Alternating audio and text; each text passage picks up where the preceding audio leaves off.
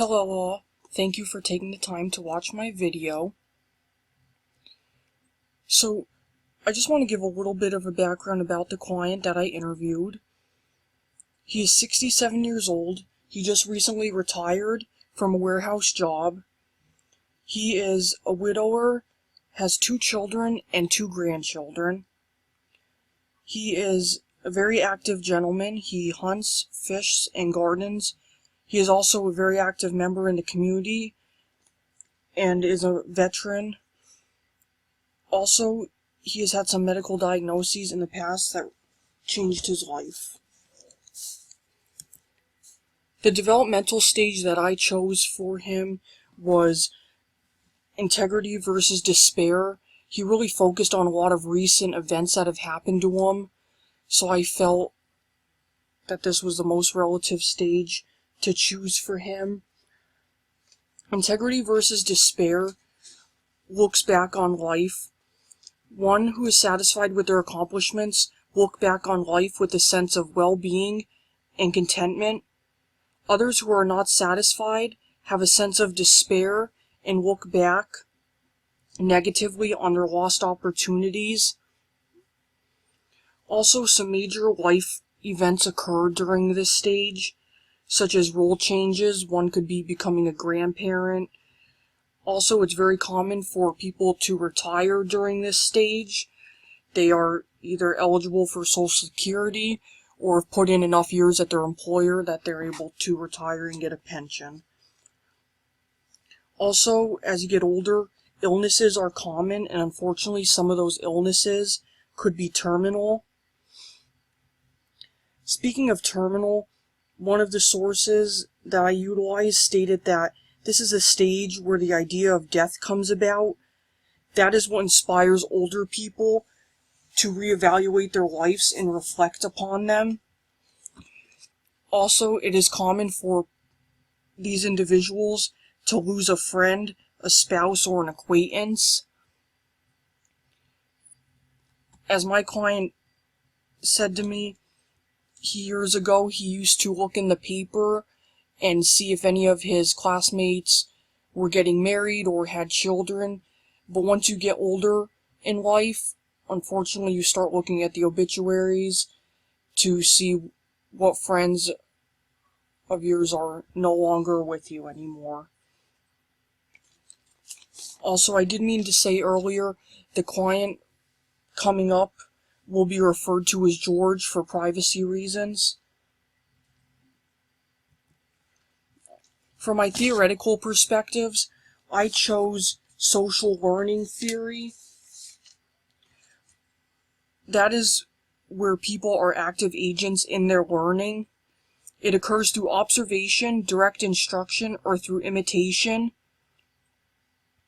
Learning is not purely behavioral, rather it is a cognitive process that takes place in a social context.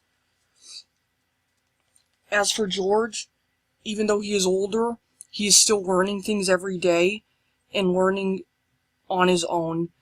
As technology was changing and cell phones became popular, he had just recently decided to get a cell phone, and he has been learning how to use it through trial and error. For instance, learning to use the camera, he is officially learning to take selfies. Also, he is an active member in his community, and that has taught him a lot about current trends among children and teenagers in society. George loves the feeling of giving back. He said there's no greater feeling than doing that for his community. The other theory that I chose was ecological theory. That states that human development is influenced by the different types of environmental systems. That helps us understand why we may behave differently when we compare our behavior in the presence of other social groups, such as our family or when we are at work. George takes a yearly vacation, and he said he loves going on vacation because he loves when he is in vacation mode. So, when George is on vacation, he does not act how he generally would on a day-to-day basis if he were home. Also, the client has great coworkers that he's still in communication with after retirement, and they still act like they did when they were on lunch together at work, even when they go out to lunch in public. Those are the two theories that I chose. So, like I said, integrity versus despair is the stage I really thought was best to focus on George with. Now, different aspects that I'm going to talk about a little more in depth about George. George retired just recently from a warehouse job where he was ranked as an assistant manager for 11 of his last 34 years of working there. Also, George is a Marine veteran. He served in the military for 4 years right out of high school. Unfortunately, it was something that his father instilled in him, and he kept going with it, but looking back at it now, that he was able to retire because he gets military benefits, so it was worth the 4 years, as he said. As far as hobbies, George is very active in his community and is a hunter and fisherman. When you look at social learning theory, that can relate to how George adapted to his retired life. He changed his routine and process in order to occupy himself due to the fact that there was no reason to get up at 5 a.m., so he has made a shift for the better in his lifestyle. Also, George's hobbies were learned through observation because his son is who got him into hunting and fishing.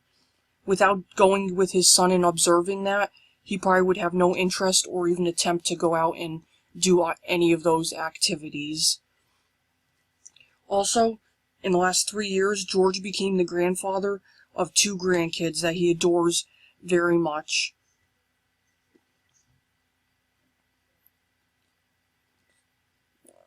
And for hobbies, like I said, George is very active in his community, and he takes great pride in that position that he holds. Next is George's accomplishments and challenges throughout later in life. George holds the position of secretary for his local crime watch group. He attends and helps run monthly meetings and organizes activities and events within his community.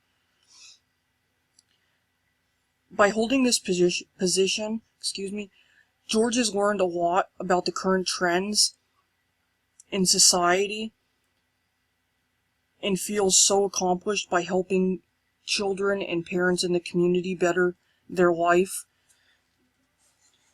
Also, when George is in a meeting, he has a different thinking pattern. Being that he is surrounded by his own neighbors from the community as well as parents of children within the neighborhood, he solely focuses on bettering where he lives for not only him and his family, but everybody surrounding him. George also receives military benefits for his service in the military. After serving in the Marines for 4 years, he's eligible for a pension program, free medical care through the VA hospital, and other facilities. Although George is entitled for educational help, he does not take up on that offer, as he has said he is very content with his retirement and does not find a need to pursue more of an education. Also, George helps each week in his local soup kitchen since retirement. He was a very busy guy when working full-time, so he said it gets him out of the house and sees even more people in his community. And in the long run, he is helping people that he knows. 2 unfortunate challenges that George has been through are becoming a widower. His wife unfortunately passed away in a very bad car accident. He thinks about her every day, and as he puts it, some days are better than others. I try to look at the positive side, he says, because we have 2 great children and 2 wonderful grandkids. It's common for someone to mourn about not having grandkids or their own children, but George said he mourns his wife not getting the opportunity to meet their grandchildren. When it's the anniversary of her passing, George always goes to her site, and he is in a very different mood. He could be very happy going up there, but when he's there at that moment, he does have flashbacks, but he thinks about all the great times they had together. But once he leaves that environment there and goes home, he doesn't completely forget, but puts the thoughts aside that he had when he was seeing her and goes on with his life, hoping that if she were around, that it could have been a lot worse for her. Also, George was diagnosed with type 1 diabetes and had to learn to inject insulin daily and adapt his diet. In addition to that, George was diagnosed with lung cancer in 2013. This had a negative effect on him extremely because he never smoked. His wife did smoke in the home for 33 years. At first he was in denial and didn't want to receive any treatments. But once people in society started talking to George, he was able to learn about the treatment, whether it was from reading or what people were telling him. It seemed to have eased his mind and changed his decision on getting chemo treatment. In the end, George was very happy that he decided to receive the treatment because he has lived even longer than what he could have if he did not treat his cancer.